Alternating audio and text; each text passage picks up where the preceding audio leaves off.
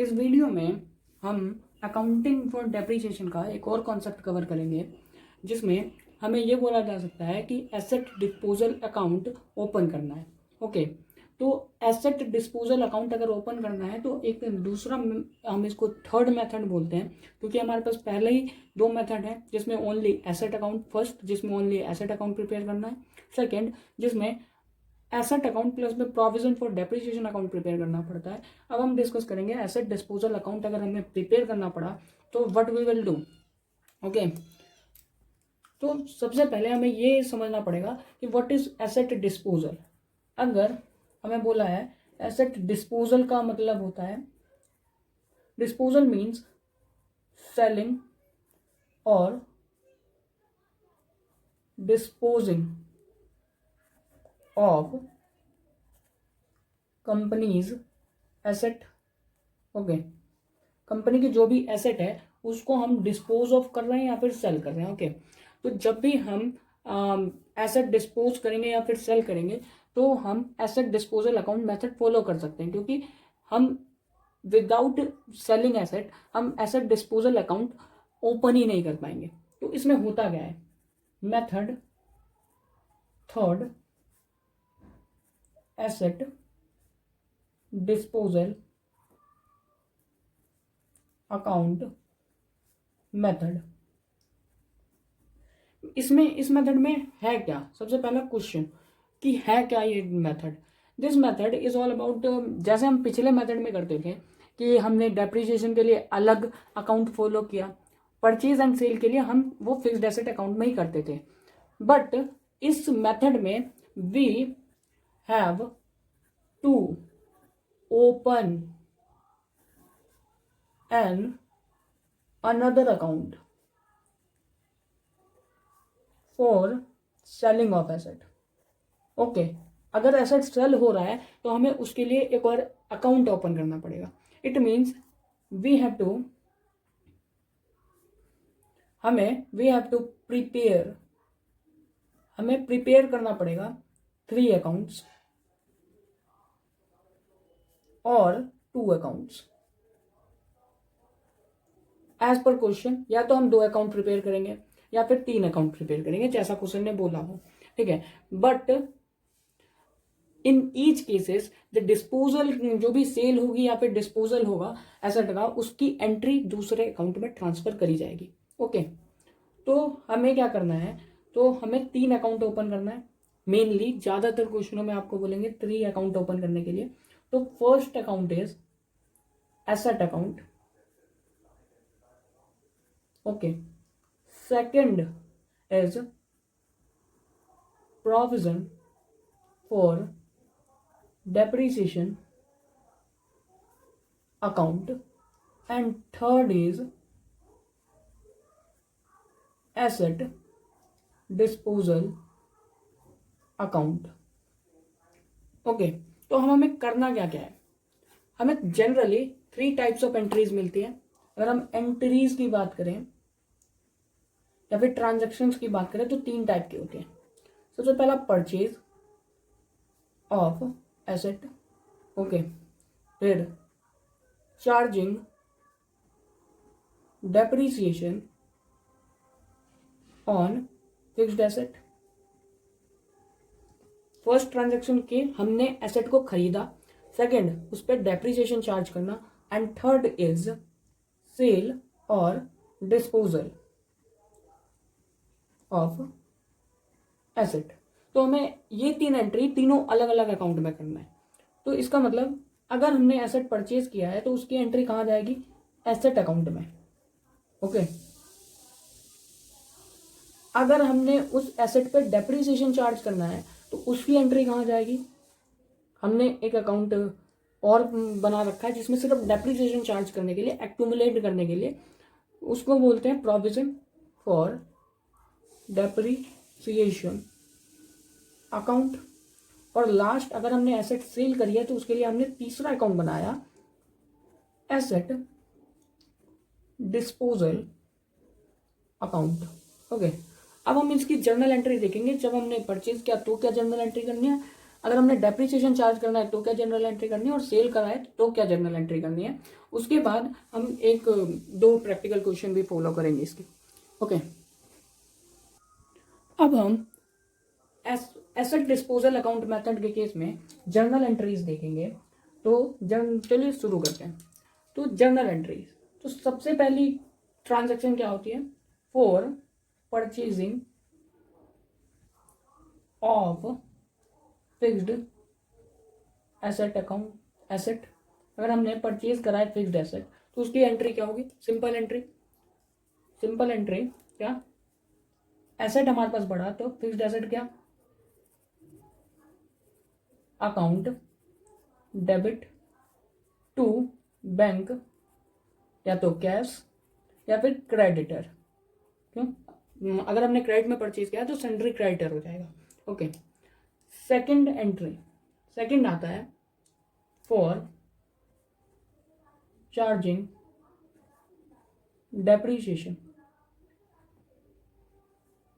Okay, अब इसमें दो केसेस आते हैं। A, if provision for dep account not open.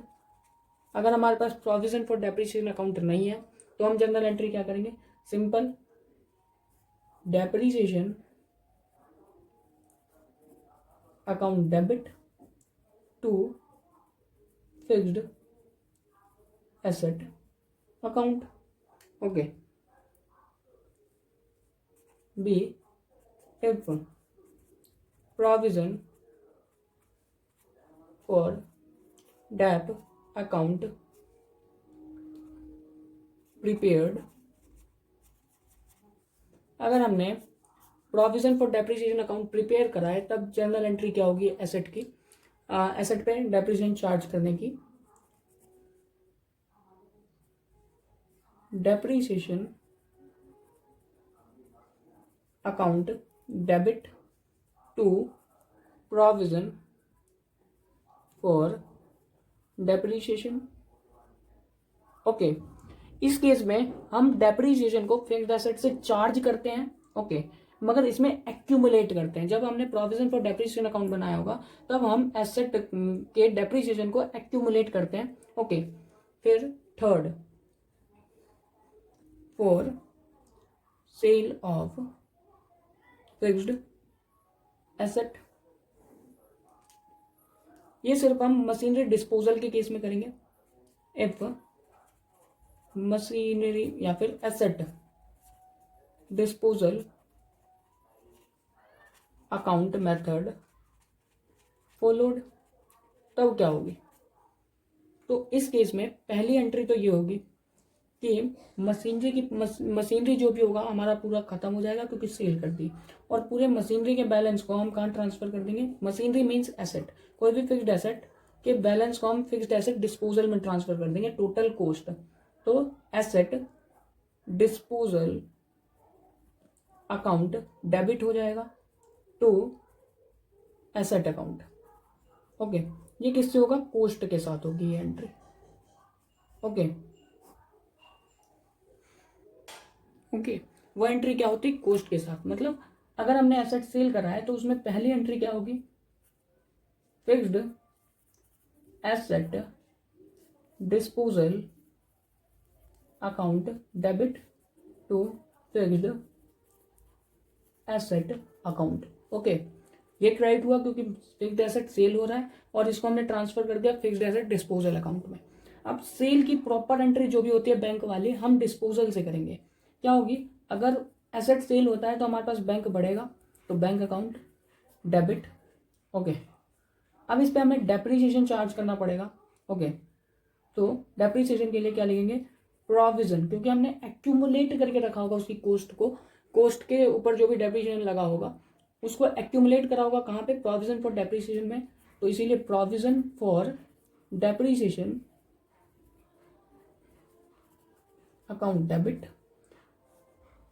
To क्या, मशीनरी, या फिर लेट्स से मशीनरी हमने बेची है, नहीं तो हम ऐसे लिखेंगे एसेट डिस्पोजल अकाउंट, क्योंकि हमने एसेट को कहाँ ट्रांसफर कर दिया था, एसेट डिस्पोजल अकाउंट में। अब ऑब्वियस सी बात है, अगर हमने सेल करा है तो प्रॉफिट एंड लॉस होने के चांसेस हैं। इफ प्रॉफिट, तो प्रॉफिट हम कहाँ लिखते हैं, ओके, तो प्रॉफिट हम लिखते हैं क्रेडिट साइड में टू P&L अकाउंट, अगर हमारे पास प्रॉफिट हुआ तो। अगर हमें लॉस हुआ तो P&L अकाउंट डेबिट होगा, अगर लॉस हुआ तो P&L डेबिट होगा, और प्रॉफिट हुआ तो P&L क्रेडिट होगा, सिंपल। अब हम इसके क्या देखेंगे, क्वेश्चंस देखेंगे टीएस अग्रवाल बुक के। ओके, तो क्वेश्चन में we will continue with question number 32 of TS Agarwal book. Okay, this is about हमें मशीनरी डिस्पोजल अकाउंट मेथड से करना है। ओके, और as we can see in the question that 1 April 2017 का हमें बैलेंस दे रखा है मशीनरी अकाउंट का 60,000 rupees and provision for depreciation account का 36,000 रुपीज़, और बोल रखा है ऑन 1 अप्रैल 2017 कंपनी ने डिसाइड किया कि मशीनरी डिस्पोज ऑफ करेंगे फॉर 8,400 रुपये में, मतलब 8,400 रुपये की में बेचेंगे मशीन को, जो हमने परचेज करा था 1 अप्रैल 2013 के लिए 13 में फॉर 16,000 रुपीज़, मतलब उसकी कॉस्ट कितनी थी 16,000 rupees. You are required to prepare machinery account, provision for depreciation account, machinery disposal account. Okay, for the year ended 31 March 2018 depreciation हमें चार्ज करना है at the rate 10% on cost following SLM, on the cost following SLM। अगर आपको SLM नहीं पता है अभी भी तो आप हमारा पुराना वीडियो रेफर कर सकते हैं, ओके, जिसमें हमने समझा रखा है। ओके, चलिए शुरू करते हैं क्वेश्चन से। मैंने 3 अकाउंट पहले ही बना रखे हैं, तीसरा ये रहा मशीनरी डिस्पोजल अकाउंट। तो now we will continue with it. तो जैसा कि हम देख सकते हैं, तो हमें सबसे पहले दे रखा है मशीनरी अकाउंट का बैलेंस। तो मशीनरी अकाउंट का बैलेंस हम क्या करेंगे, डेबिट साइड में मशीनरी अकाउंट क्योंकि एसेट है, फिर 1 April 2017 to balance BD। Okay, कितना हो जाएगा 60,000 रुपीज़। सेकेंड हमें क्या दे रखा है, प्रोविजन फॉर डेप्रिसिएशन अकाउंट का balance, it is a type of liability, तो इसका बैलेंस क्रेडिट होगा। ओके, तो 1 अप्रैल 2017 को हम क्या करेंगे, इसका बैलेंस ट्रांसफर करेंगे by balance BD। Okay, 36,000 rupees. अब हमें बोला है कि 1 अप्रैल 2017 को उन्होंने डिसाइड किया कि मशीनरी डिस्पोज ऑफ कर देंगे। ओके ओके, कितने रुपए में, 8,400 रुपये में, विच वॉज परचेज ऑन 1 अप्रैल 2013। तो सबसे पहली बात, मशीनरी अकाउंट में और हमें कुछ नहीं करना, ओनली इसमें सिर्फ परचेज की एंट्री होती है, और जौन सी मशीन हमने बेची है उसको सिर्फ इस अकाउंट से, क्योंकि इसमें हमने 16,000 की मशीन खरीदी थी, उसकी कॉस्ट इसमें इंक्लूड होगी, इसको हमें ट्रांसफर करना है मशीनरी डिस्पोजल में। तो उसकी एंट्री क्या थी हमारे पास, उसकी एंट्री क्या थी, मशीनरी या फिर एसेट डिस्पोजल अकाउंट डेबिट और टू एसेट अकाउंट। तो इस मशीनरी को हम मशीनरी डिस्पोजल अकाउंट में ट्रांसफर करेंगे, कब, 1 अप्रैल 2017 को। तो यहाँ पे इसकी एंट्री हो जाएगी बाई साइड, ठीक है, ये बाई साइड आएगा, मतलब क्रेडिट साइड, किस नाम से, एसेट डिस्पोजल से, टू मशीनरी डिस्पोजल। आपको याद हो तो हम इसको कोस्ट से करते थे इस एंट्री को, तो कोस्ट आएगी उस यहाँ पे पूरी की पूरी। ओके, अब इसका रिवर्सल क्या होगा, इसको हम रिफ्लेक्ट करेंगे मशीनरी डिस्पोजल में। ओके, हमने यहाँ पे क्या कर रही है, asset disposal account debit to asset account. तो यहाँ पे ये एसेट डिस्पोजल के लेजर में डेबिट साइड जाएगा टू मशीनरी अकाउंट, कितना 16,000 रुपीज़, ठीक है, कोस्ट है इसकी, अगेन यहाँ पे भी कोस्ट, यहाँ पे भी कोस्ट। ओके, कब, 1 अप्रैल 2017 को। अब हमें प्रॉफिट एंड लॉस कैलकुलेट करना है इसी मशीन पे, तो हम देखेंगे working note, working note. Okay, तो सबसे पहले कॉस्ट लेंगे मशीन की, cost of machinery on 1 April 2013। Okay, कितना है 16,000 रुपीज़। ओके, अब इसमें से लेस होगा डेप्रीसिएशन ऑन, पहला डेप्रीसिएशन 31 मार्च 2014 को, सेकंड 31 मार्च 2015 को, थर्ड 31 मार्च 2016 को एंड फोर्थ 31 मार्च 2017 को। स्ट्रेट लाइन बेसिस मतलब 1600 1600 1600 1600 टोटल 6400। ओके, हम ये डेप्रीसिएशन इसमें से लेस कर देंगे तो मशीनरी की क्या बचेगी, value, value of machinery on 1 April 2017 less करेंगे उसमें से 9600 बचेगा। हमने इस मशीन की सेल वैल्यू क्या रखी है, सेल कितने में बेचा है, sale value of machine is 8400। तो ऑब्वियस सी बात है sale value is less than value of written down value of machine. Okay, तो हमें कहाँ ले गया, लॉस ले गया। तो loss on sale of machine रेज 1200 रुपीज़ हमें लॉस हो गया। तो हमने सेल कितने में करी है मशीन को, 1 अप्रैल 2017 को। ठीक है, तो सेल की एंट्री तो पहले होती थी, मशीनरी को हमें मशीनरी डिस्पोजल अकाउंट में ट्रांसफर करना था। Second, bank account debit to machinery disposal, तो यहाँ पे क्या आ जाएगा, bank to asset disposal, credit side of asset. Okay, disposal account तो बाय बैंक 8400। ओके, फिर हमें इसमें ये तो पूरी कॉस्ट है तो हमें इसमें से डेप्रीसिएशन भी घटाना पड़ेगा। तो उसके लिए हमने क्या एंट्री रखी थी, provision for dep account debit to asset disposal, तो ये भी credit side, provision for depreciation account. Okay, तो यहाँ कौन सा डेप्रीसिएशन जाएगा, till the date of sale जितने भी एसेट पे डेप्रीसिएशन लगा है वो सारा। ठीक है, तो 1600 फोर्थ टाइम लगा है तो 6400 टोटल हो गया। Okay, and profit and loss पुराना वाला ही है, मतलब जैसे हम पहले करते थे, प्रॉफिट को हम क्या करते थे डेबिट साइड में और लॉस को क्रेडिट साइड। ठीक है, तो loss P&L account, loss on cell, simple. Okay, कितना था 1200। अगर हम इसको एडअप करेंगे तो हमारे को अपना बैलेंस मिल जाएगा इधर भी 16,000 रुपीज़, 16,000 रुपीज़। ओके, ये कॉस्ट बैलेंस आएगा। ओके, तो 8,000, 14,800 प्लस में 200, 15,000 प्लस में 1,000, 16,000 रुपये। अब ये सेम एंट्री हमें कहाँ रिफ्लेक्ट करना है, ये वाला सेम एंट्री हमें रिफ्लेक्ट करना पड़ेगा प्रोविजन फॉर डेप्रीसिएशन अकाउंट में, यहाँ पे। ओके, तो यहाँ क्या होगा, to machinery disposal account. Okay, कितना रुपए का, 6400, कब, 1 अप्रैल 2017 को। ओके, अब हम इधर बैलेंस कर सकते हैं।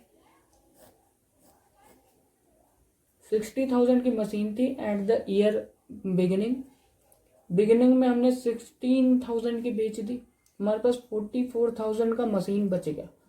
ओके, तो by balance CD at the year and 31 March 2018 को। अब हमें इसमें 31 मार्च 2018 को डेप्रीसिएशन चार्ज करना है बाय डेप्रीसिएशन अकाउंट। ओके, तो डेप्रीसिएशन कितने पे, जो सी मशीन हमने पूरे साल यूज करी है उस पर पूरे साल का डेप्रीसिएशन 10%, 4400 रुपीज़। ओके, तो यहाँ पे 40,400। ओके, यहाँ पे 40,400 कैलकुलेट करेंगे तो हमारे पास को मिल जाएगा 34,000 rupees balance to balance CD। इसमें एक्यूमुलेट अब कितना बचा, 34,000 रुपीज़, कब, 31 मार्च 2018 अगर हम इसको कैरी फॉरवर्ड करना चाहें तो बाय बैलेंस BD हो जाएगा नेक्स्ट डे 1 अप्रैल 2018 को कितना 34,000। ओके, अब मिलते हैं नेक्स्ट क्वेश्चन में। You can take the screen shot of it also. Okay,